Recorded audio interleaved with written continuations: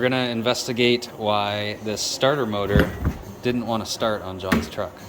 The truck would start only if it wasn't below zero. But if it was below zero, I'd get nothing. But if it was below freezing, the truck would not start. Wouldn't turn over, nothing. It'd just get a click. Have you had this starter apart before? I've taken apart the solenoid, but not the actual starter motor. So I bought a new starter. I have a new starter waiting to go in, and I'm gonna rebuild this one and keep it on the shelf because I like spare parts.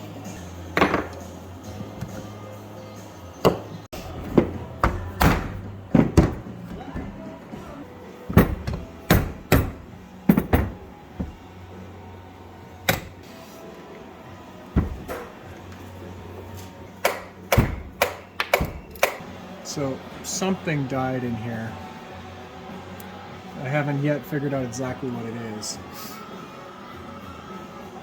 And there's still material on the brushes. Yeah, the brushes are still there, but it might just be that there's so much carbon buildup, just gunked up, that these could be just grounding out through here, straight to ground.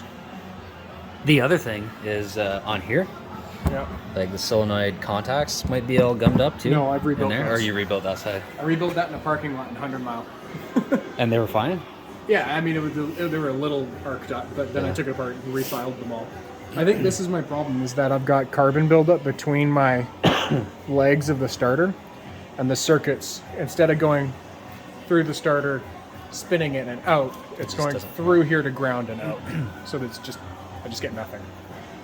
Well, we'll see if the new starter works, and then you can clean this up and reassemble. Yeah, put it all back together.